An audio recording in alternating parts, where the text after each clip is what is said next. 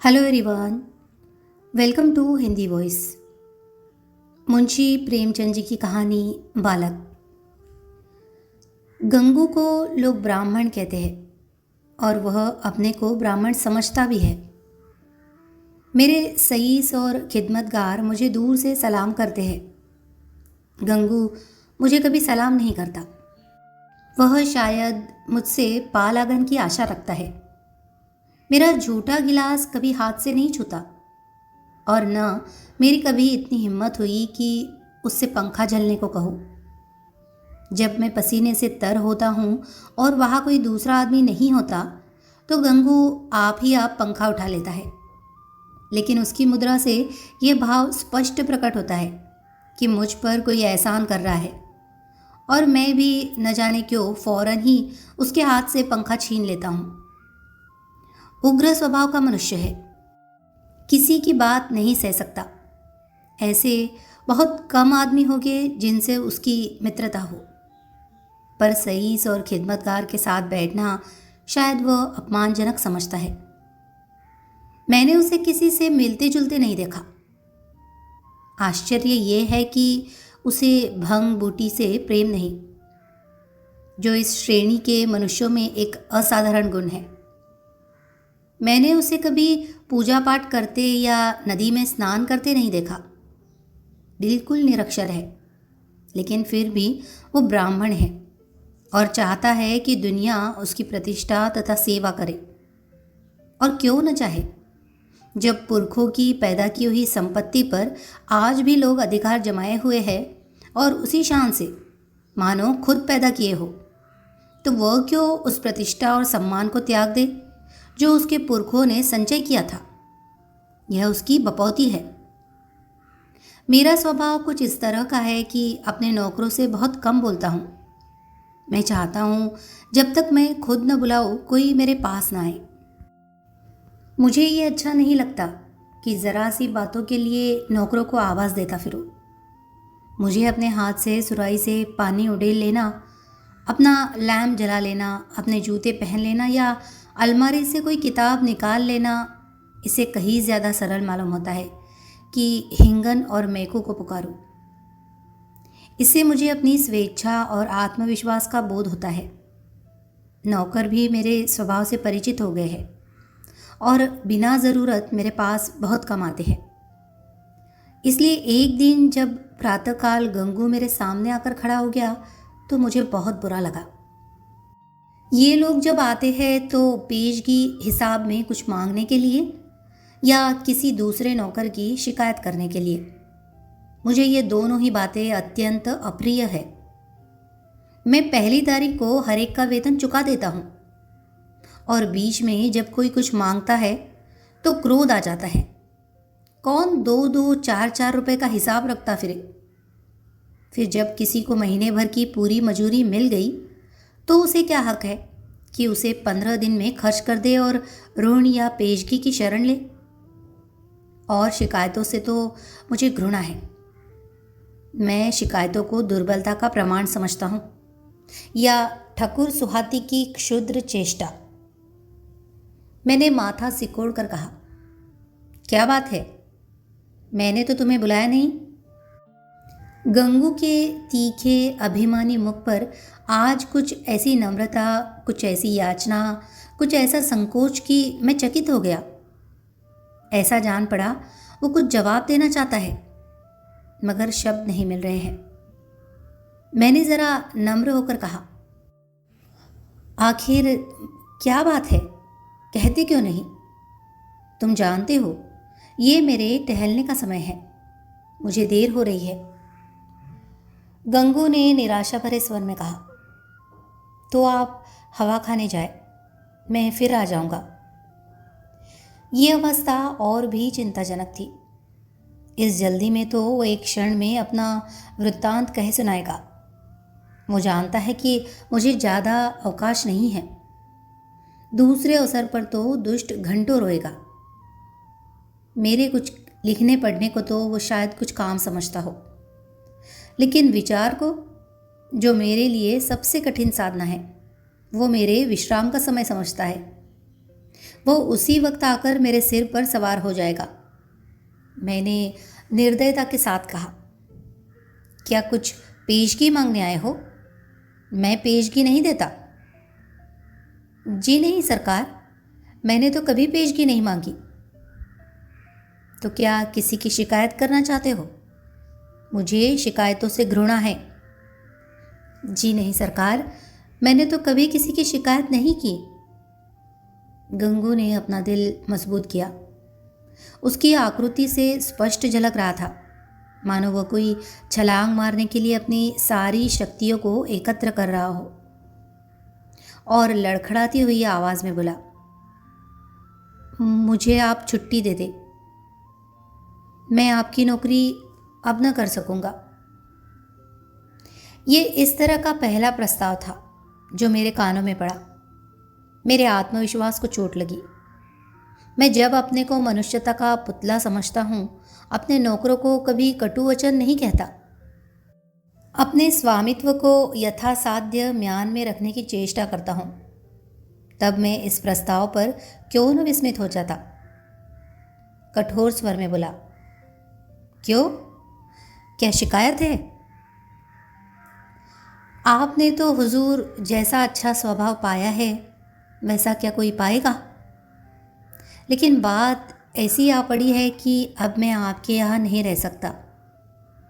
ऐसा न हो कि पीछे से कोई बात हो जाए तो आपकी बदनामी हो। मैं नहीं चाहता कि मेरी वजह से आपकी आबरू में बट्टा लगे। मेरे दिल में उलझन पैदा हुई। जिज्ञासा की अग्नि प्रचंड हो गई। आत्मसमर्पण के भाव से बरामदे में पड़ी हुई कुर्सी पर बैठकर बोला, तुम तो पहेलियां बुझवा रहे हो। साफ साफ क्यों नहीं कहते? क्या मामला है? गंगू ने बड़ी नम्रता से कहा, बात यह है कि वह स्त्री जो अभी विधवा आश्रम से निकाल दी गई है, वह गोमती देवी। वह चुप हो गया। मैंने अधीर होकर कहा, हाँ, निकाल दी गई है। तो फिर तुम्हारी नौकरी से उससे क्या संबंध? गंगू ने जैसे अपने सिर का भारी बोझ जमीन पर पटक दिया। मैं उससे ब्याह करना चाहता हूं बाबूजी। मैं विस्मय से उसका मुंह ताकने लगा। ये पुराने विचारों का पोंगा ब्राह्मण जिसे नई सभ्यता की हवा तक न लगी, उस कुल्टा से विवाह करने जा रहा है, जिसे कोई भला आदमी अपने घर में कदम भी न रखने देगा। गोमती ने मोहल्ले के शांत वातावरण में थोड़ी सी हलचल पैदा कर दी। कई साल पहले वह विधवाश्रम में आई थी। 3 बार आश्रम के कर्मचारियों ने उसका विवाह करा दिया था, पर हर बार वह महीने 15 दिन के बाद भाग गई थी। यहाँ तक कि आश्रम के मंत्री ने अब की बार उसे आश्रम से निकाल दिया था। तब से वह इसी मोहल्ले में एक कोठरी लेकर रहती थी और सारे मोहल्ले के शोधों के लिए मनोरंजन का केंद्र बनी हुई थी। मुझे गंगू की सरलता पर क्रोध भी आया और दया भी। इस गधों को सारी दुनिया में कोई स्त्री ही न मिलती थी जो इससे ब्याह करने जा रहा है। जब वह 3 बार पतियों के पास से भाग आई तो इसके पास कितने दिन रहेगी? कोई गार्ड का पूरा आदमी होता तो एक बात भी थी, शायद साल 6 महीने टिक जाती। ये तो निपट आग का अंधा है। 1 सप्ताह भी तो निभाना होगा। मैंने चेतावनी के भाव से पूछा, तुम्हें इस स्त्री की जीवन कथा मालूम है? गंगू ने आंखों देखी बात की तरह कहा, सब झूठ है सरकार। लोगों ने हक नाहक उसको बदनाम कर दिया है। क्या कहते हो? वो 3 बार अपने पतियों के पास से नहीं भाग आई? उन लोगों ने उसे निकाल दिया तो क्या करती? कैसे बुद्धू आदमी हो। कोई इतनी दूर से आकर विवाह करके ले जाता है, हजारों रुपए खर्च करता है, इसलिए कि औरत को निकाल दे। गंगू ने भावुकता से कहा, जहाँ प्रेम नहीं है हुजूर, वहाँ कोई स्त्री नहीं रह सकती। स्त्री केवल रोटी कपड़ा ही नहीं चाहती, कुछ प्रेम भी तो चाहती है। वे लोग समझते होंगे कि हमने एक विधवा से विवाह करके उसके ऊपर कोई बहुत बड़ा एहसान किया है। चाहते होंगे कि तन मन से वह उनकी हो जाए। लेकिन दूसरे को अपना बनाने के लिए पहले आप उसका बन जाना पड़ता है हुजूर। ये बात है। फिर उसे एक बीमारी भी है, उसे कोई भूत लगा हुआ है। ये कभी कभी बकझक करने लगती है और बेहोश हो जाती है।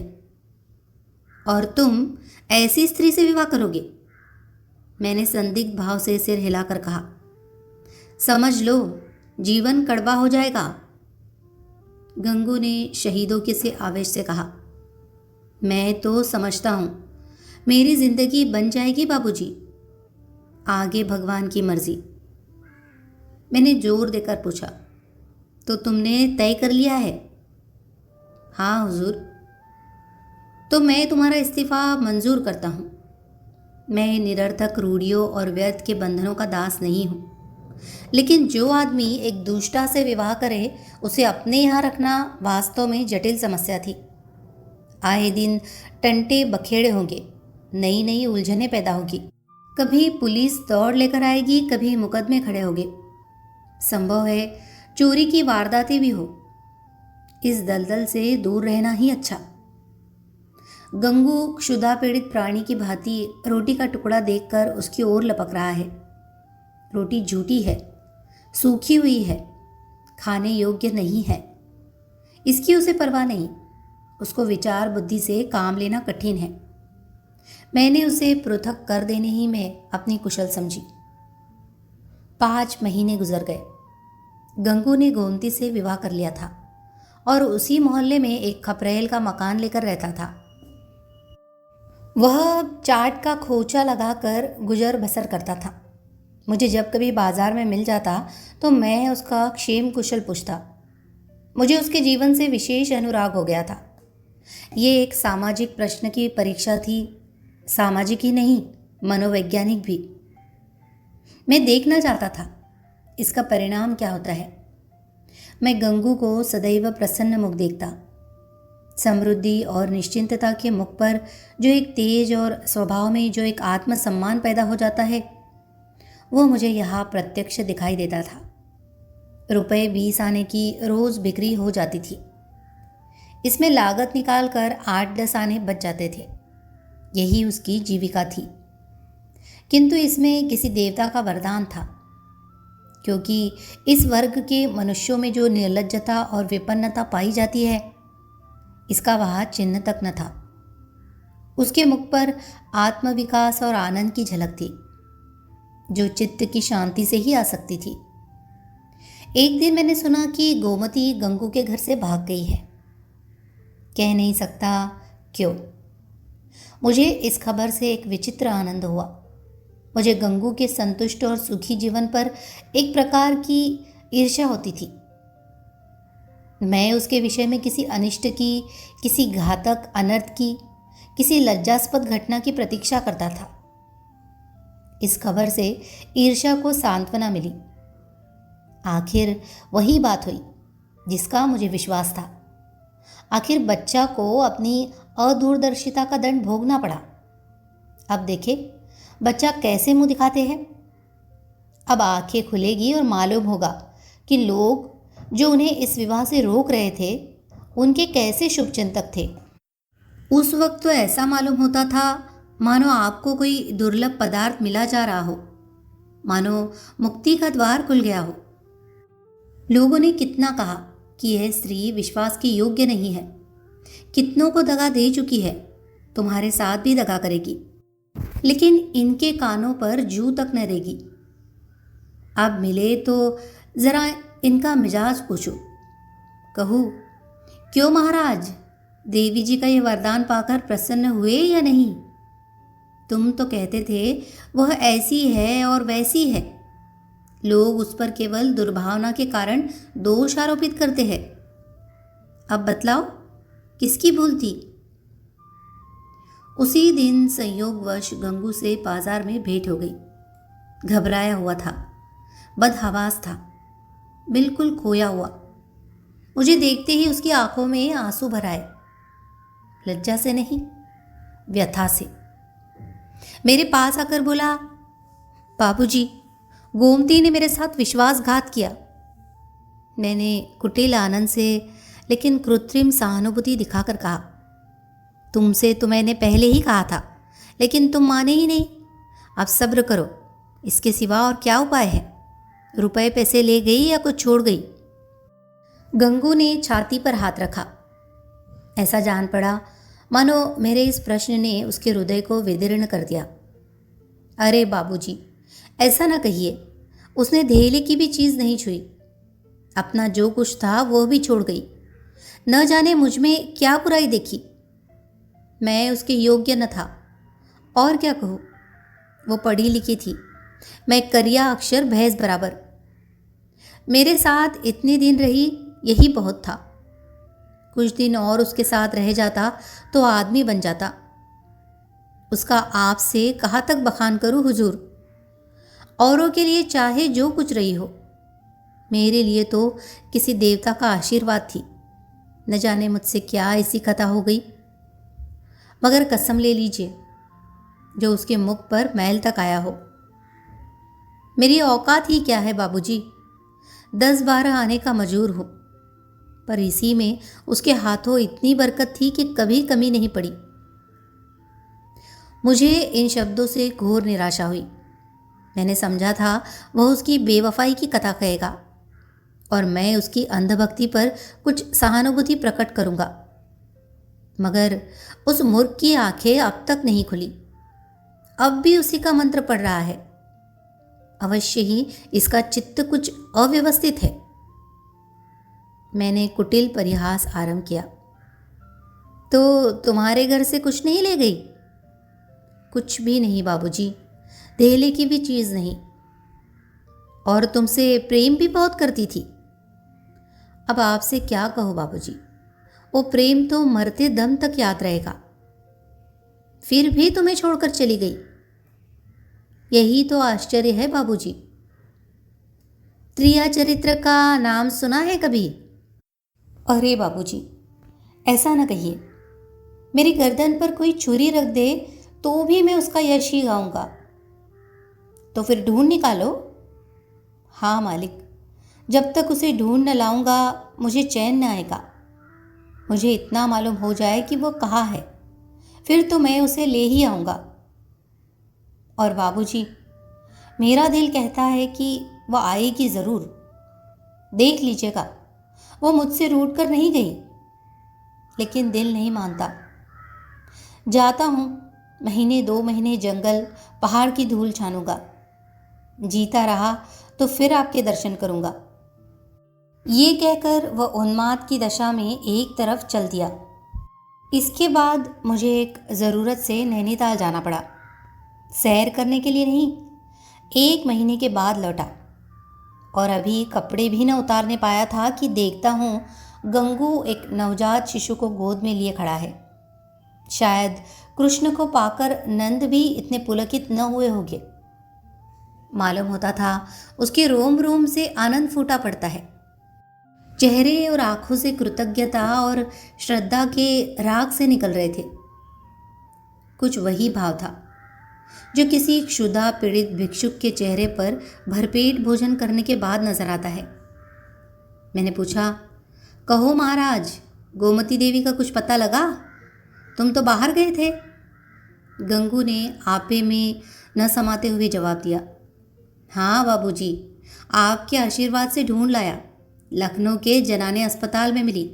यहाँ एक सहेली से कह गई थी कि अगर वो बहुत घबराए तो बतला देना।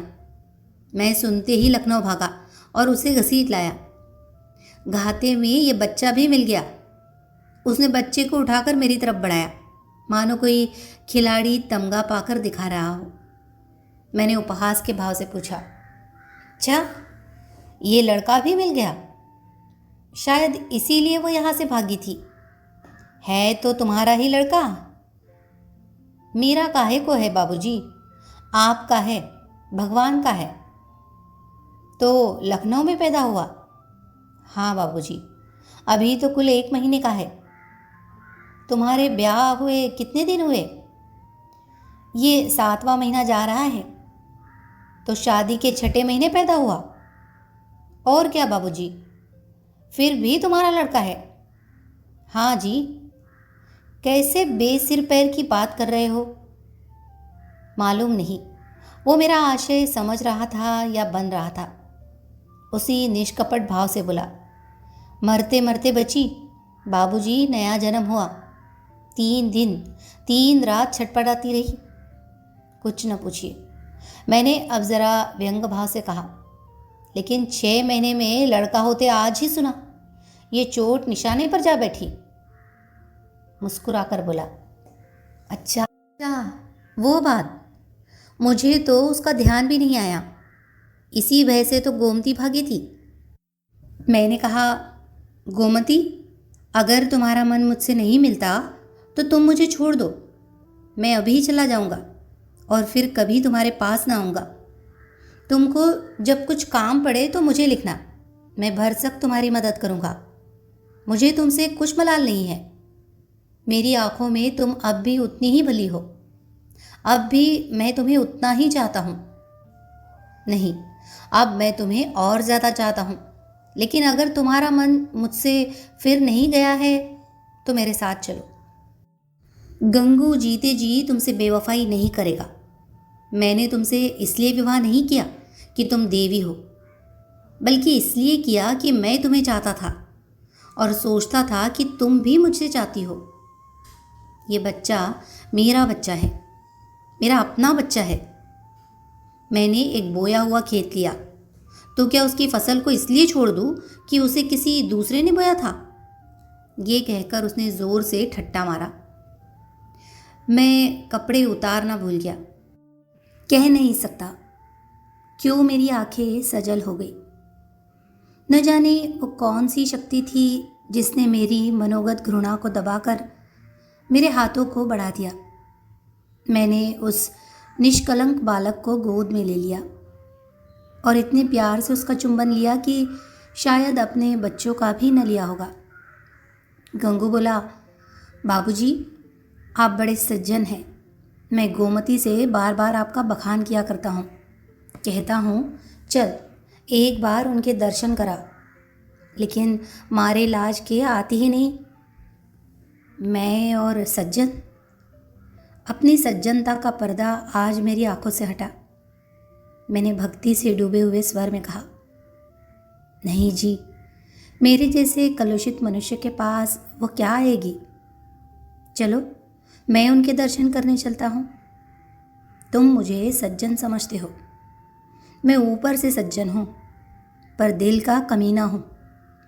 असली सज्जनता तुम में है और ये बालक वो फूल है जिससे तुम्हारी सज्जनता की महक निकल रही है। मैं बच्चे को छाती से लगाए हुए गंगू के साथ चला। अगर आपको ये कहानी पसंद आई हो तो प्लीज़ इसे लाइक करें, शेयर करें और कमेंट करें। और हिंदी और उर्दू के सर्वाधिक लोकप्रिय उपन्यासकार, कहानीकार मुंशी प्रेमचंद जी की सभी कहानियों को सुनने के लिए हमारे चैनल को सब्सक्राइब करना ना भूलें। धन्यवाद।